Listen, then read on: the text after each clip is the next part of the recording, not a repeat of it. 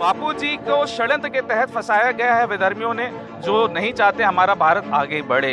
लड़की को एक भी खरोच नहीं आई थी, ऐसा मेडिकल रिपोर्ट में प्रमाणित होता है, साफ लिखा है, एक खरोच भी नहीं है। और अभी तक उनपे किसी भी रेप का कोई प्रमाण सिद्ध नहीं होता है, किसी भी जो है जांच में ये पाया नहीं गया। पास्को कानून के अंतर्गत इनपे रेप के चार्जेस लगाए गए हैं और अन्यथा इन पे रेप के चार्ज नहीं लगते।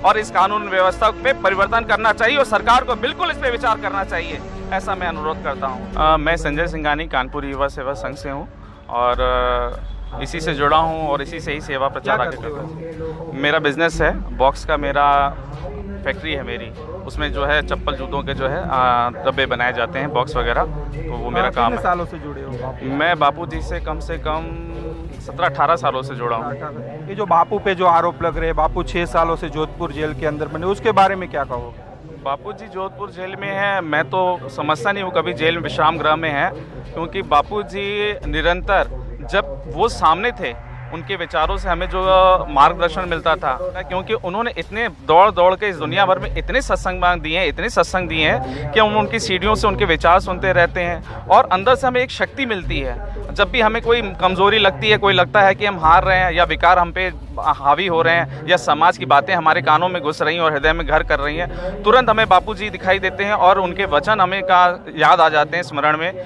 कि नहीं, ऐसा नहीं, ऐसा सत्य के मार्ग पे चलते रहना, जब भी चलना सत्य के मार्ग पे चलना, युवा वीर बने रहना। लेकिन लोगों का तो ऐसा कहना है कि गलत गतिविधियां होती है बापू और आश्रम के द्वारा, तो उन लोगों को क्या कहना चाहोगे? मैं उनको कहना चाहूँगा ये सब एक विधर्मियों का षड्यंत्र है और षड्यंत्र मात्र है, उसमें हम न फंसें। ऐसे और भी हमारे काफ़ी संत महात्मा हो गए, महात्मा बुद्ध हो गए, उनके लिए न जाने क्या किया लोगों ने, विधर्मियों ने यहाँ तक किए क्या कहते हैं महात्मा बुद्ध के लिए कि एक वैश्या को जो है मार करके उनके जो है बाग में गाड़ दिया। तो क्या हम माने कि महात्मा बुद्ध उस समय दोषी लग रहे थे, लेकिन जब ये षड्यंत्र खुला कि वो किसी और ने आकर के उनको वहाँ पे गाड़ दिया था और उसके बाद उनको सब पूजने लगे। आज सब पूछते हैं, बुद्ध जी का इतना प्रचार प्रसार हुआ कि ये भारत नहीं, न जाने कितने देशों में उनका बुद्ध धर्म का प्रचार हुआ, ये हम सभी आज देखते हैं और उनको आदर देते हैं। इसी तरह से बापूजी को षड्यंत्र के तहत फंसाया गया है विधर्मियों ने, जो नहीं चाहते हमारा भारत आगे बढ़े। ऐसे कई देश हैं, जैसे कई धर्म हैं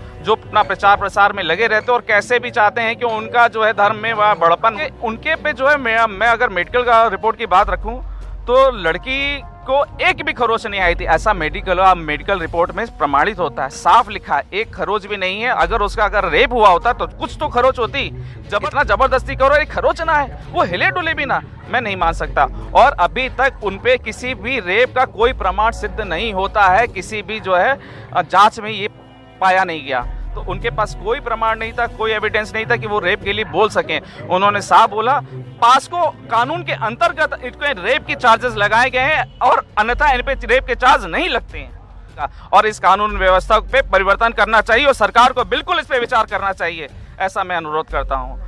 आपने देखा 17 सालों से संत आसाराम जी बापू से जुड़े हुए, इनका यही कहना है कि आश्रम के अंदर कोई गलत गतिविधियां नहीं होती और बापू के द्वारा समाज उत्थान के ही कार्य होते हैं। और आज भी संत आसाराम जी बापू को ये भाई निर्दोष मानते हैं और लगातार सरकार से भक्त लोग एक ही मांग कर रहे हैं कि जल्द से जल्द आसाराम जी बापू को रिहा किया जाए।